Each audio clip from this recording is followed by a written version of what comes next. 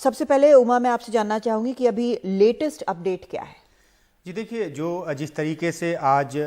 वहाँ पे प्रदर्शनकारी पहले राष्ट्रपति आवास पे कूच किए, उसके बाद ये भी खबर आई कि वो प्रधानमंत्री आवास की तरफ भी कूच किए हैं। और उसके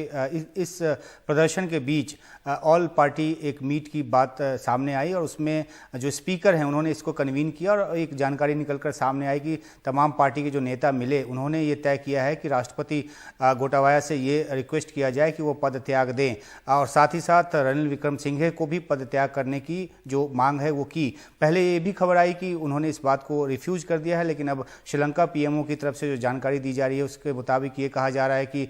जो रणनील विक्रमसिंघे हैं वो इस्तीफा देने को तैयार हैं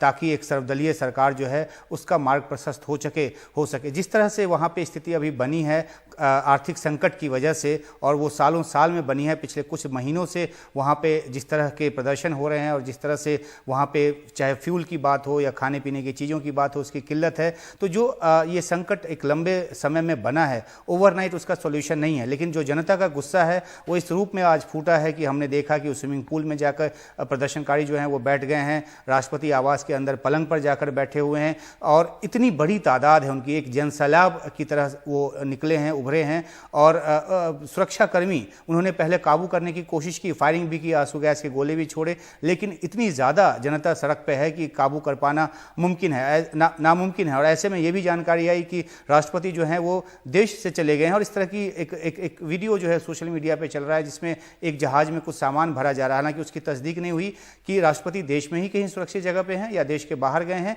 लेकिन एक पॉलिटिकल सॉल्यूशन निकालने की कोशिश चल रही है। और अगर राष्ट्रपति प्रधानमंत्री इस्तीफा देने को तैयार हो जाते हैं तो ये भी कहा जा रहा है कि जो अभी स्पीकर हैं वहाँ पर अभय वर्धना, वो एक केयरटेकर राष्ट्रपति के तौर पे संभालेंगे जिम्मेदारी और आर्थिक संकट से निकालने की दिशा में देश को आगे बढ़ाया जाएगा। लेकिन जो अभी रणनील विक्रमसिंघे हैं उन्होंने 3 दिन पहले एक बयान दिया था, उसमें यह कहा था कि तकरीबन 1.5 साल लगेगा कम से कम अगर आर्थिक तौर पे पटरी पे देश को लाना है तो। लेकिन फौरी तौर पे क्या समाधान है, ये इस पर सबकी निगाह बनी हुई है और देखना है कि क्या कुछ रास्ता निकलकर सामने आता है श्रीलंका में। बिल्कुल।